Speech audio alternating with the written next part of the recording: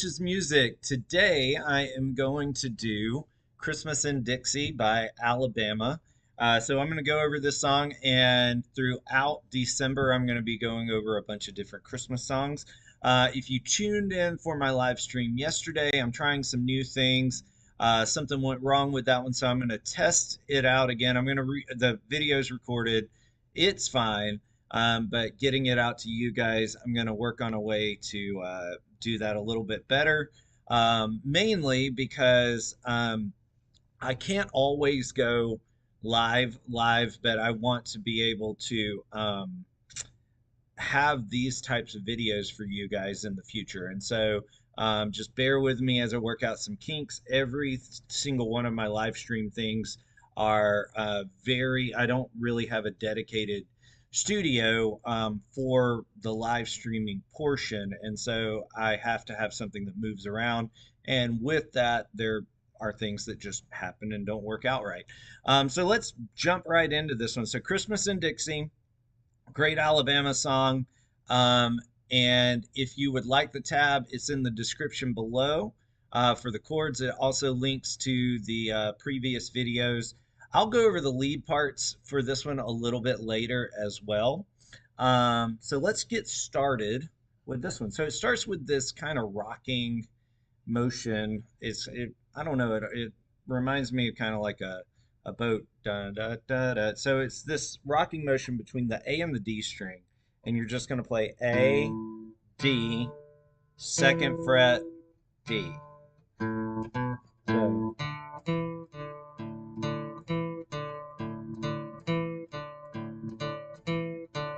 and you just do that 4 times in all, and then you start into the chords. So that's the beginning. Let's start over again.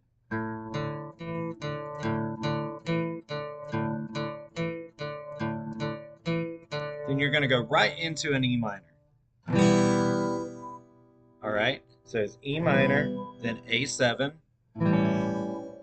then D, then it's going to go to a G major 7, and a G major 7 may be a new chord for you. So the way that you're going to grab it, it's a little different than you would grab a regular G, or at least for me, that the way I do it is more similar to a C. So I'm grabbing the 3rd fret with my 3rd finger. I'm grabbing the 2nd fret with my 2nd finger. So 3rd fret on the E, 2nd fret on the A, and then with my 1st finger, I'm going to slide over to the 2nd fret on the high E string.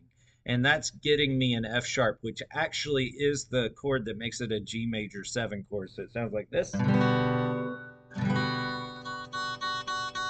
So a major 7 is different than a minor 7 because a major 7 is using the 7th that's actually in the key.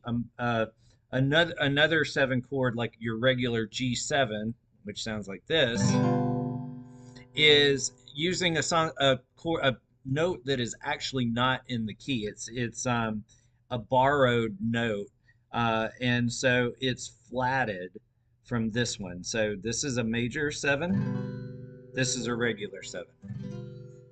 All right, so that's what that one sounds like. Then you go to A7, and then we get into the verse. All right, so let's just go through that. That's the intro. So here's the intro.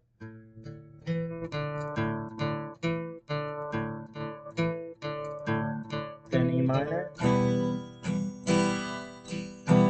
D,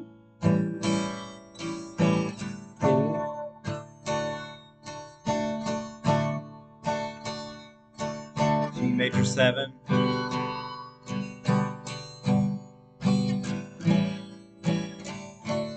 then we're into the verse. All right, so that strumming pattern, I'm just doing da da da da da da da da da da da. And if you've listened to me talk about strumming before, you realize that my strumming thought is based on the fact that we're always doing down and ups. So you could play this with all just straight down and ups, and that would sound like this.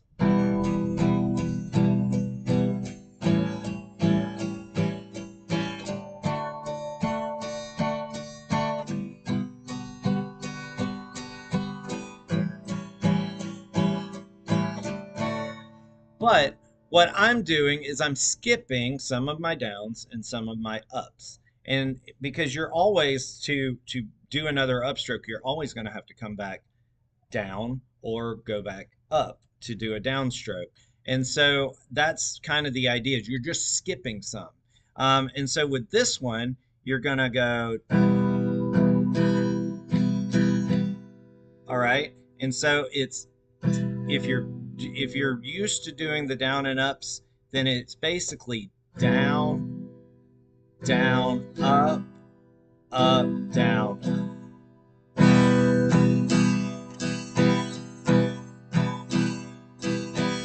So if you notice, all I'm doing though is I'm just missing that other down.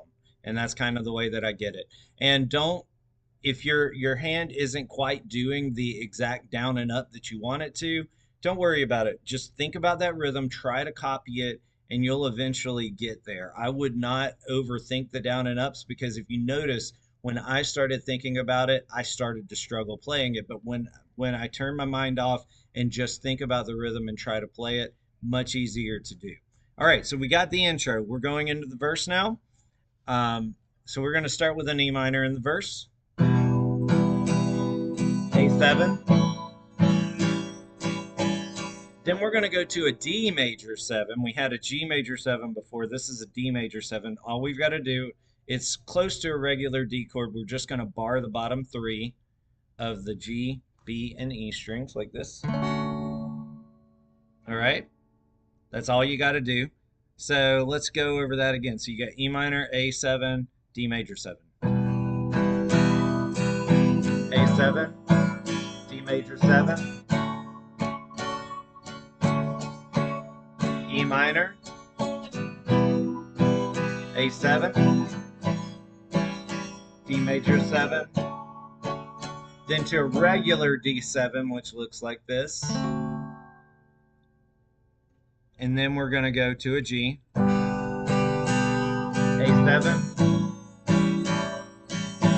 D, B minor, E minor, A7, D, A, D. Then we're to the chorus now. All right, and chorus starts on a G, A, D, B minor, E minor, A, D,